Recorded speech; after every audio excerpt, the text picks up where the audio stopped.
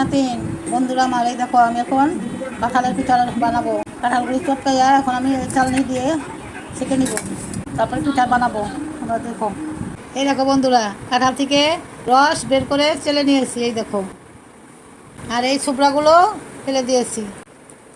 তোমরা এইভাবে ছোবড়া ফেলে দিয়ে এটার মধ্যে এখন ময়দা বা আটা বা চাউলের গুঁড়া যা যেটা ইচ্ছে সেটা দিয়ে চিনি দিয়ে মেখে পিঠা তৈরি করবে। কাঁঠালের পিঠা খেতে খুব মজা হয়, খুব ভালো লাগে খেতে। তোমরা বানিয়ে ডিম্মার মতো বানিয়ে খেয়ে আমাকে জানাবা কেমন লাগলো খেতে। এই যে বন্ধুরা দেখো, আমি এখানে অল্প করে একটু চালের গুঁড়ি নিয়েছি, এটা দিয়ে দিলাম। আর এখানে ময়দা নিয়েছি, ময়দা দিয়ে দিলাম। এখানে চিনি দিয়ে দিচ্ছি স্বাদ মতো। কাঁঠাল তো মিষ্টি আছে, চিনি আগে অল্প করে দিয়ে দেখি কী মনে হয়। আমি হাত দিয়ে এটাকে মেখে নিচ্ছি, সব কিছু দিয়ে এভাবে মেখে বড়া তৈরি করব।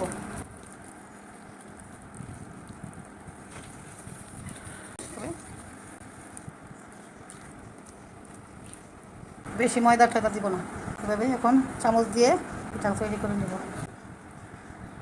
এখন আমি ভাজবো। বন্ধুরা এই দেখো, সাদা তেল দিয়েছি কড়াইয়ে, তেল গরম হয়ে গেছে, এখন পিঠাগুলো দিব।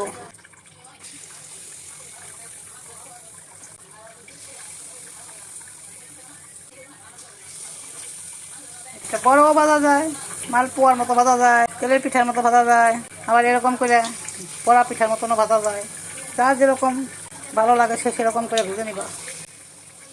আমি বড়ার মতন করেই ভেজে নিলাম, একবারে অনেকগুলো ভাজা যাবে।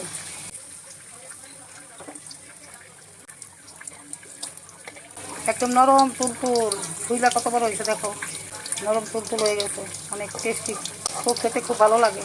কাঁঠালের স্মেল বেরোচ্ছে। এই যে বন্ধুরা দেখো, কাঁঠালের পিঠা করা হয়ে গেছে, দেখো কি সুন্দর হয়েছে। ছোটও করছি, বড়ও করছি, অনেক সুন্দর। এগুলো কিন্তু খেতে খুব ভালো লাগে, তোমরা করে খেয়ে দেখবা। আর বিমার চ্যানেলটাকে সাবস্ক্রাইব করে দিবা, ফেসবুকে ফলো করে দিবা, লাইক করে।